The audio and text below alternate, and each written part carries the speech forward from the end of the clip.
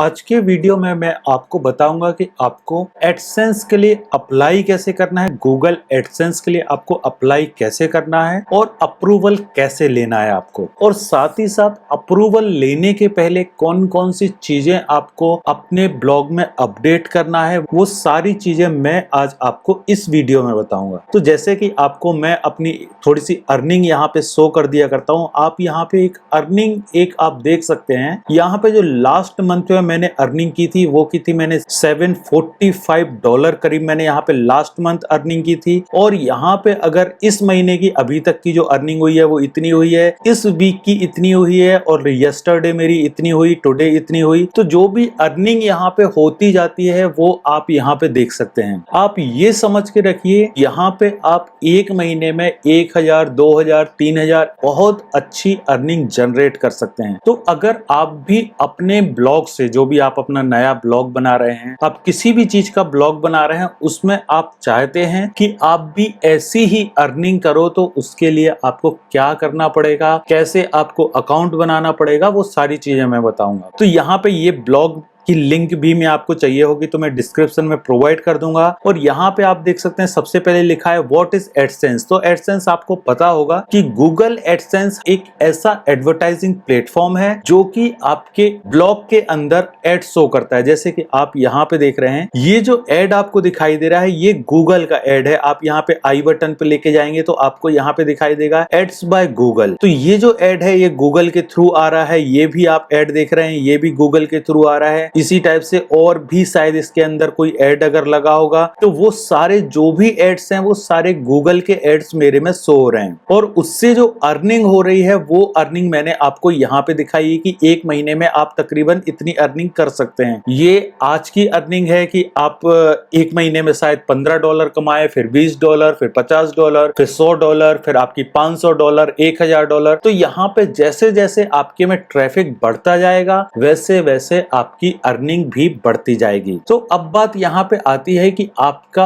अगर एडसेंस आपको अप्रूव करवाना है तो आपके लिए किन चीजों की जरूरत पड़ेगी। तो जैसे कि मैंने आपको स्टार्टिंग में ही बोला था कि स्टार्टिंग में अपनी जो थीम ऐड कीजिए, वो आप कोई फ्री थीम ले सकते हैं, पेड थीम ले सकते हैं, लेकिन क्लियर और क्लीन आपकी थीम या टेम्पलेट होना चाहिए। अगर आप ब्लॉगर में कर रहे हैं तो आपका जो टेम्पलेट होना चाहिए वो एकदम क्लियर, वहां पे फालतू के कोई एड शो नहीं होने चाहिए। आपको ज्यादा साइड बार ऐड नहीं करना है, आपको सिंपल सा क्लियर और सिंपल थीम रखना है। जो फर्स्ट पॉइंट यहाँ पे आता है वो यही है कि आपकी जो थीम है वो क्लीन एंड क्लियर होनी चाहिए। आपकी जो वेबसाइट है वो क्लीन एंड क्लियर होनी चाहिए। और सेकंड जो पॉइंट है कि आपको जो मेनू आपने क्रिएट किया हुआ है वो आपका एकदम क्लियर शो होना चाहिए। आपके में कोई भी ब्रोकन लिंक्स वगैरह नहीं होना चाहिए कि आपने सिंपल से लिंक्स तो ऐड कर दी लेकिन उन लिंक्स पे जब क्लिक कर रहे हैं तो या तो कोई पेज ओपन नहीं हो रहा है या फिर वहां पे 404 एरर आ रहा है। तो इस टाइप की कोई भी चीज नहीं होना चाहिए। और इसके बाद जो नेक्स्ट चीज आती है कि आप अगर चाहते हैं कि आपको अप्रूवल बहुत जल्दी मिल जाए तो आप यहाँ पे कस्टम डोमेन का यूज कर सकते हैं। कस्टम डोमेन ऑब्वियसली बात है, जैसे कि मैंने आपको बताया था कि हमने जो डोमेन यहाँ पे परचेस किया था avsreviews.com करके हमने यहाँ पे परचेस किया था। तो इसी टाइप से आप भी यहाँ पे कस्टम डोमेन का यूज कीजिए तो आपको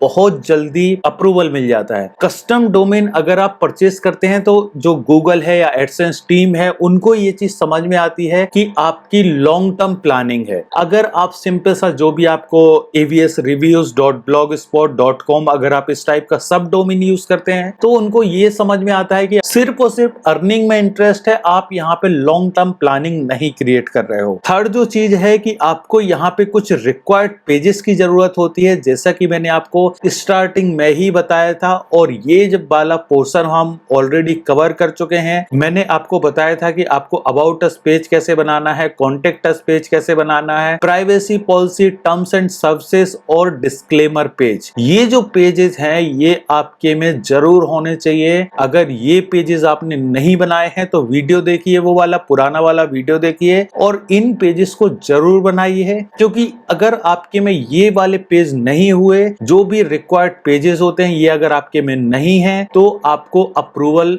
मिलना बहुत ही डिफिकल्ट होता है। या फिर ऐसा भी हो सकता है कि आपने जो अप्रूवल के लिए रिक्वेस्ट की है वो रिजेक्ट हो जाए। तो आपको अगर आपकी रिजेक्ट हो भी जाती है तो भी आपको ये सारे पेजेस और जो भी मैं इस वीडियो में चीजें बताऊंगा वो सारी आपको फुलफिल करना है। अब इसके बाद जो नेक्स्ट चीज आती है कि आप अगर चाहते हैं कि आपको जल्दी अप्रूवल मिल जाए तो आप यहाँ पे एक प्रोफेशनल ईमेल का भी यूज कर सकते हैं। अगर आपके पास प्रोफेशनल ईमेल नहीं है, क्योंकि हम अगर होस्टिंग परचेस करके अगर हम बनाते हैं तो वहां पे हमको फ्री में प्रोफेशनल ईमेल बना सकते हैं, लेकिन अगर हम ब्लॉगर में ये चीज करते हैं तो ब्लॉगर में आपके पास ऑप्शन नहीं होता है कि आप प्रोफेशनल ईमेल बनाएं। तो उसका भी एक ऑप्शन होता है, वो आपको मैं किसी लास्ट वीडियो में बता दूंगा। और साथ ही साथ अगर आप चाहते हैं तो आप ये जी स्विफ्ट का यूज करके भी आप एक प्रोफेशनल ईमेल परचेस कर सकते हैं। ये सारी चीजें मैं आपको किसी और वीडियो में बताऊंगा। तो जी स्विफ्ट का आप यूज कर सकते हैं, या फिर बहुत सी होस्टिंग कंपनीज भी आपके लिए ये सर्विस प्रोवाइड करती हैं कि जो भी आपके पास डोमेन है उसके लिए आप प्रोफेशनल ईमेल सर्विस परचेस कर लें। तो उसमें आपको जितने भी आप ईमेल चाहें कि 1 ईमेल या 5 ईमेल, उसके हिसाब से आपको कुछ एक बहुत ही लिटिल अमाउंट रहा करता है, तकरीबन 30-35 या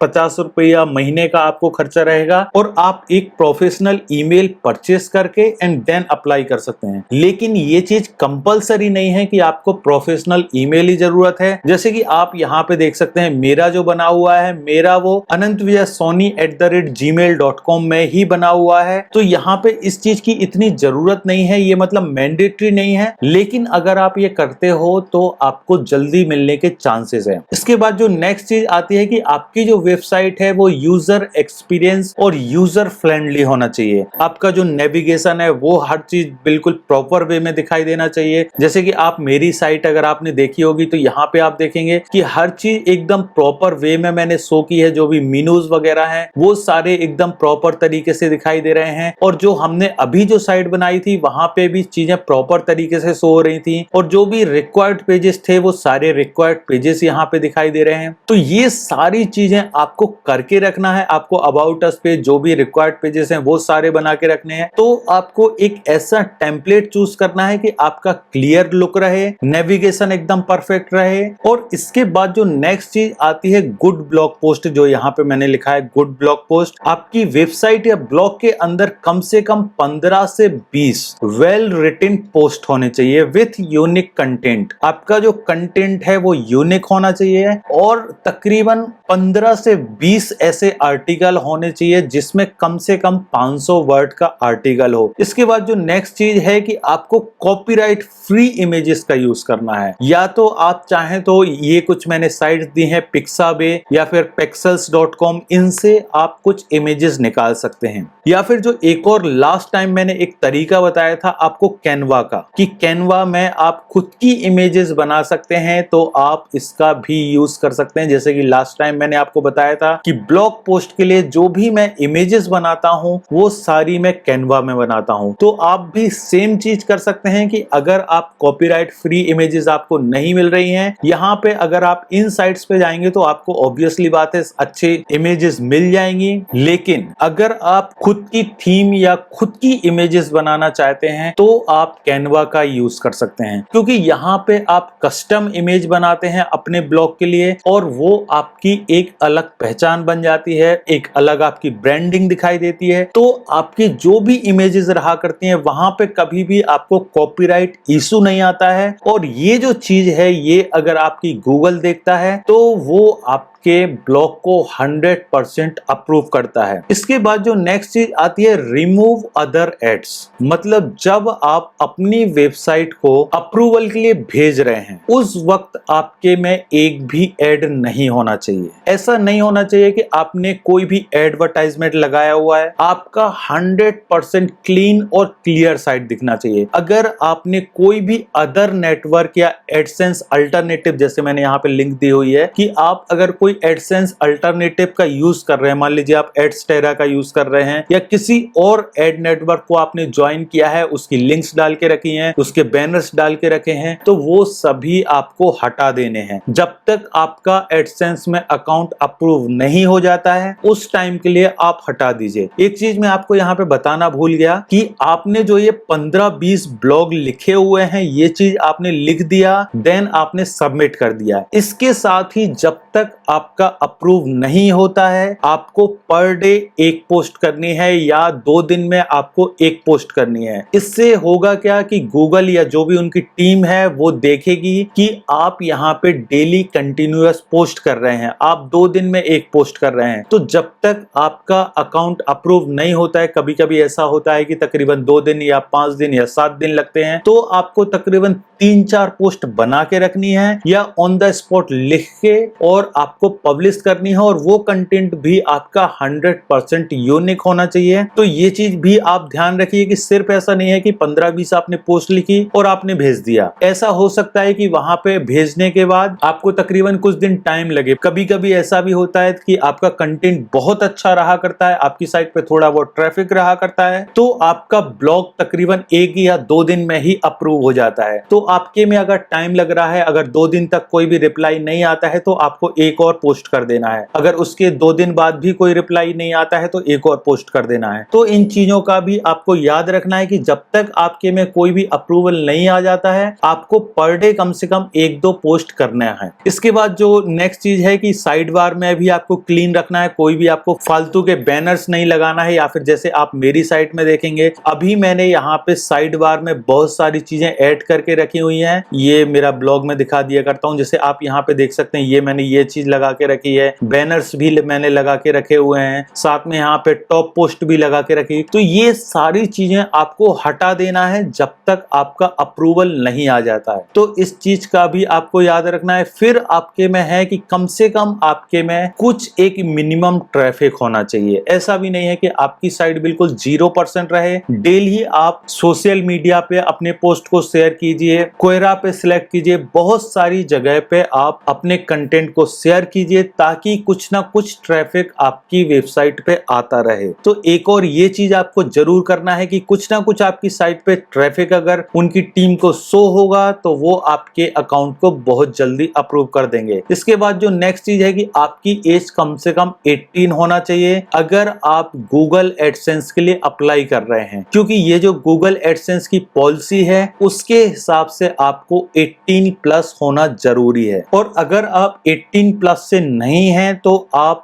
अपना अकाउंट जो है वो अपने फादर के नाम पे, अपने बड़े भाई के नाम पे, अपनी बड़ी सिस्टर के नाम पे, किसी के भी नाम पे ओपन कर सकते हैं। आप अपने नाम पे मत कीजिए वरना आपका जो है वो अप्रूव नहीं होगा। तो ये जो 10, 11 और 1-2 पॉइंट मैंने एक्स्ट्रा बोले हैं तो वो सारी चीजें आप अगर फुलफिल कर दिया करते हो तो 100% आपका अकाउंट अप्रूव होगा। अब वो बात आती है कि आपको अप्लाई कैसे करना है। तो अप्लाई करने के लिए सिंपल सा जो मैंने यहाँ पे लिंक दी हुई है, आप इस लिंक पे जाएंगे तो आप आएंगे इस पेज पे। सिंपल सा आपको यहाँ पे साइन अप करना है। मैं यहाँ पे स्टेप्स आपको दिखा दिया करता हूँ। आपको सिंपल सा यहाँ पे साइन अप का जो बटन दिखाई दे रहा है इस पे आपको क्लिक करना है। देन आप आते हैं इस पेज पे। यहाँ पे आपको अपनी वेबसाइट का URL डालना है। जैसे आप यहाँ पे देख सकते हैं www.anantviasoni.in। जो भी आपका URL है, जैसे हमारे केस में क्या है www.avsreviews.com। तो यहाँ पे आपको उस टाइप से अपना URL डालना है, फिर आपका ईमेल डालना है। जो भी आपका ईमेल है, जैसे मेरा है anantviasoni@gmail.com, तो यहाँ पे आपको ईमेल डालना है। और अगर आपने कोई प्रोफेशनल ईमेल बनाया है तो वो प्रोफेशनल ईमेल आपको यहाँ पे ऐड करना है। फिर आपको यहाँ पे की एडसेंस की इंफॉर्मेशन चाहिए है तो हाँ, आप इसको अभी के लिए यस कर दीजिए। ये आप बाद में भी इसको हटा भी सकते हैं। तो ये सारी चीजें करने के बाद आपने जो भी एक जीमेल अकाउंट है जो आपका